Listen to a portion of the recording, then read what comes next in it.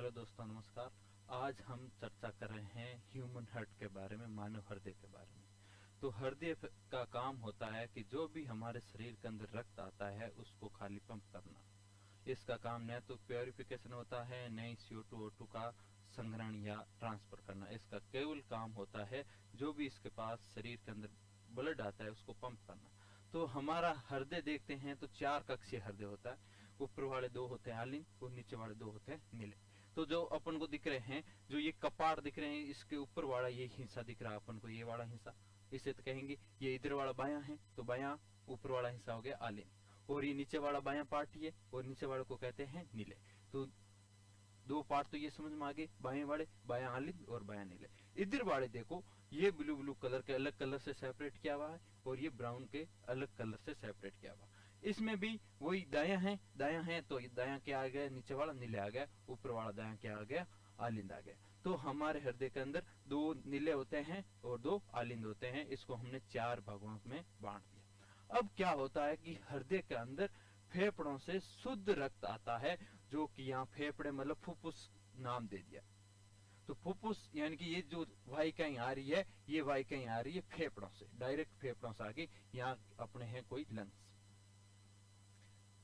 तो लंग्स से आने वाले को नाम दे दिया फुफ्फुस सिराएं। फुफ्फुस सिराएं सर्वप्रथम बाह्य आलिंद के अंदर प्रवेश करेंगे। फुफ्फुस सिरा की जो नलिकाएं हैं, यानी कि O2 युक्त यहाँ पे रक्त आएगा।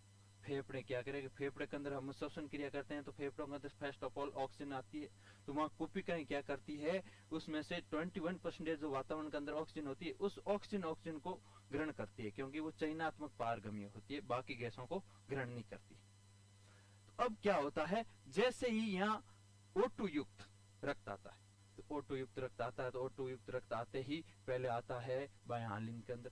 बायां आलिंद के अंदर आता है, यहाँ बने होते हैं कपाट। ये जो कपाट दिख रहा है, ये कपाट जैसे इसके ऊपर प्रेशर पड़ता है ब्लड का, कपाट क्या होता है, इस प्रकार का कपाट होता है। जैसे प्रेशर होता है, ये कपाट नीचे की ओर खुल जाता है और ये रक्त कहाँ पे आ जाता है, बायां नीले में, यहाँ पे रक्त आ जाता है। अब क्या होता है, हृदय के अंदर जो पंप करने वाला सिस्टम होता है, जो हार्ट दिख रहा है, यहाँ पे नीचे की साइड से होता है, यहाँ से हृदय पंप होता है। अब क्या होगा, ये ब्लड हमारा प्योर ब्लड आ गया है बायां नीले के अंदर। जैसे यहाँ से पंप होगा, ये कपाट है, इस प्रकार का कपाट है, तो ये नीचे से जैसे प्रेशर आएगा, कपाट ये वाला बंद हो जाएगा, ये वाला कपाट ऊपर की साइड है ऐसे नुकीले, तो ये कपाट ऑटोमेटिकली खुल जाएगा। ये कपाट तो जैसे इसे प्रेशर बना, ये कपाट क्या हो गया, यहाँ से ब्लॉक हो गया, बंद हो गया।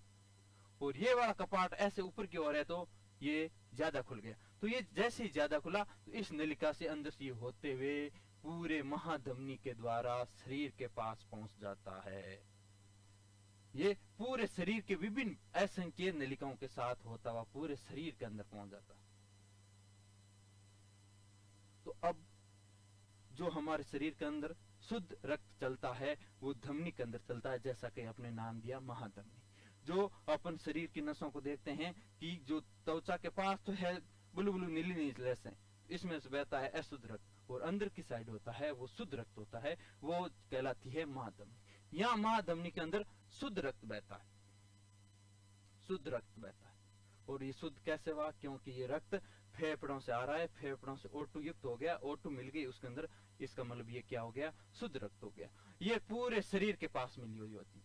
अब क्या होता है कि ऑक्सीजन युक्त रक्त शरीर के अंदर बह रहा है, तो वहां पे खून की जो नसें हैं, नसों के अंदर, सिरा या धमनियों के अंदर भोजन बनता है। तो जिस समय भोजन बनता है, उसके साथ में ऑक्सीजन ली जाती है और कार्बन डाइऑक्साइड त्यागी जाती है।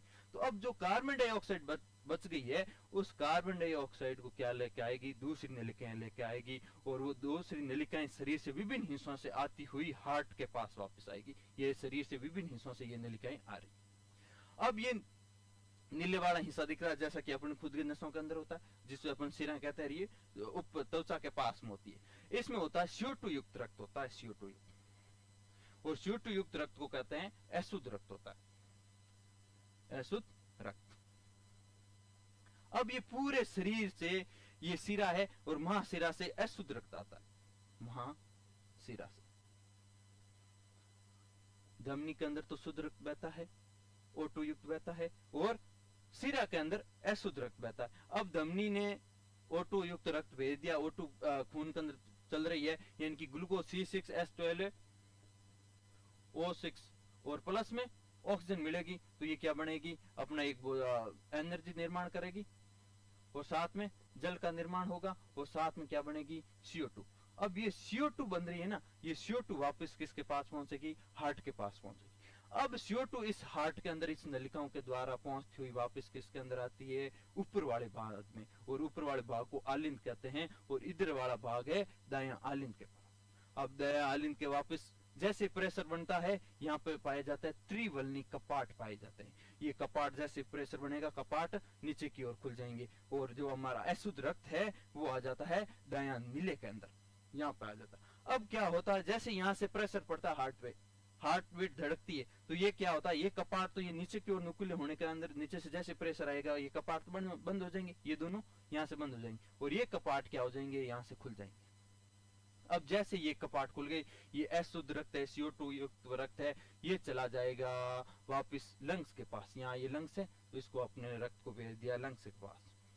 अब लंग्स क्या करेगा, लंग्स की इकाइयां हैं कुपिकाएं, असंख्य कुपिकाएं होती है। ये कुपिकाएं क्या करती है, उस रक्त में से CO2 को निकालकर वापस वायुमंडल के अंदर त्याग दिया जाता है। तो अब ये जो हमारे दायां नीले के अंदर रक्त था, ये फुफ्फुसी शिरा के द्वारा पहुंच जाता है किसके पास, फुफ्फुसी धमनियों के द्वारा लंग्स के पास पहुंच गया। अब लंग्स क्या करेगा, यहाँ से O2 को CO2 को त्याग देता है और O2 को अंदर ले आता है, तो वापिस एक पूरा सर्किल हो गया, सर्किल कंप्लीट हो गया। कहां से O2 प्रवेश की और कहां वापिस CO2 में त्याग दिया। तो ये हार्ट की एक छोटी सी क्रियाविधि है। ओके, धन्यवाद।